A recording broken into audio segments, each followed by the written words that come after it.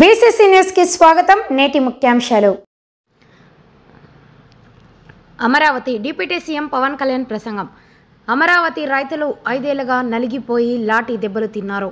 మన కన్నీళ్లు తుడిచేవారెవరని అప్పట్లో రైతులు నన్ను అడిగారు. అమరావతి 5 కోట్ల మందికి సంబంధించిన హబ్. దేశమే తన కుటుంబంగా మోదీ భావిస్తున్నారు. అమరావతి పునఃప్రారంభానికి విచ్చేసిన ప్రధానికి చేతులెత్తి నమస్కరిస్తున్నాను. దివిసీమ తుపానుల గత ప్రభుత్వం అమరావతిని తుడిచేసింది. ధర్మ యుద్ధంలో అమరావతి రైతుల విజయం సాధించారు. రాజధాని రైతుల పోరాటానికి శిరస్సు వంచి నమస్కరిస్తున్నా. అమరావతి రైతుల త్యాగాలను మర్చిపోము. అమరావతి రైతుల త్యాగాలకు జవాబుదారీగా ఉంటాం. రాజధాని నిర్మించి అమరావతి రైతుల రుణం తీర్చుకుంటాం. రైతులు భూములే ఇవ్వలేదు, రాష్ట్రానికి భవిష్యత్తునిచ్చారు. అమరావతి ప్రపంచ స్థాయి సర్వశ్రేష్ఠ రాజధానిగా ఆవిర్భవిస్తుంది.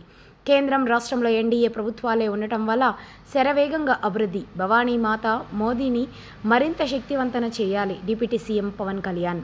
మంచి రోజు చరిత్రలో మనకి ఏ రోజు లేదని మరొకసారి మీ అందరికీ విజ్ఞప్తి చేస్తున్నాను. అలాంటి ప్రధానమంత్రి నరేంద్ర మోడీ గారికి రాష్ట్ర ప్రజలందరి తరపున మనస్ఫూర్తిగా స్వాగతం, సుస్వాగతం, ప్రత్యేకమైన అభినందనలు. మేము అనుకున్నాం వర్షం వస్తుందని, కానీ మోడీ గారు వస్తున్నారంటే వర్షం కూడా రాకుండా దేవతలు మొత్తం ఆశీర్వదించారంటే అది ఈ యొక్క అమరావతి యొక్క ఒక నమ్మకం కానీ ఒక పవర్ అని చెప్పి నేను మీకు తెలియజేస్తున్నాం. ప్రధానమంత్రి గారు పూర్వం సన్యాసాశ్రమంలో ఉన్నప్పుడు ఆయనకి అనికేత్ అనే పేరు పెట్టారు. అనికేత్ అంటే అర్థం పరమశివుడు, ఇల్లు లేనివాడని. అలాంటి ఇల్లు లేనివాడు, కుటుంబం లేనివాడు 5 కోట్ల మంది కుటుంబాలకు, 5 కోట్ల మంది ప్రజల కోసం, ఎన్ని కోట్ల కుటుంబాల కోసం మనందరికీ రాజధానిలో ఒక నగరం నిర్మించడానికి, ఇల్లు నిర్మించుకోవడానికి ఇల్లు లేకుండా 140 కోట్ల మంది ప్రజల బాధ్యత తీసుకొని కశ్మీర్ నుంచి కన్యాకుమారి వరకు,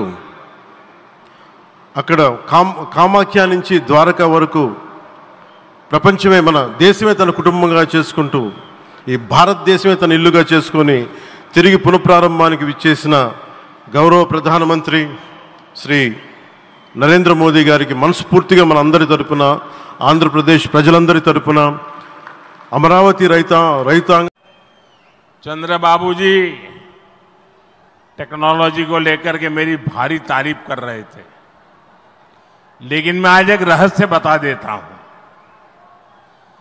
जब मैं गुजरात में नया मुख्यमंत्री बना तो मैं बाबू हैदराबाद में बैठ कर के किस किस प्रकार के इनिशिएटिव ले रहे हैं उसका बड़ा बारीकी से अध्ययन करता था और मैं उसमें से बहुत कुछ सीखता था और उसे आज मुझे लागू करने का अवसर मिला है.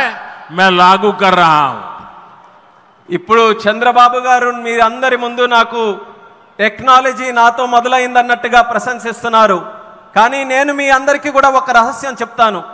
నేను సరికొత్తగా ముఖ్యమంత్రి అయినటువంటి రోజుల్లో గుజరాత్లో ఉన్నప్పుడు, అప్పుడు చంద్రబాబు నాయుడు గారు ఆంధ్రప్రదేశ్లో హైదరాబాద్లో ఐటీని ఏ రకంగా డెవలప్ చేస్తున్నారో నేను క్లోజ్గా అబ్జర్వ్ చేసి, అధికారులను కూడా పెట్టి అబ్జర్వ్ చేయించి, ఆ రోజు నేను చాలా దగ్గరగా తెలుసుకున్నటువంటి విషయాలు మళ్ళీ తిరిగి ఈరోజు ఆంధ్రప్రదేశ్కి వచ్చి మళ్ళీ మీ అందరి ముందు ఈరోజు నేను చేయగలుగుతున్నానన్నది తెలియజేస్తున్నాను.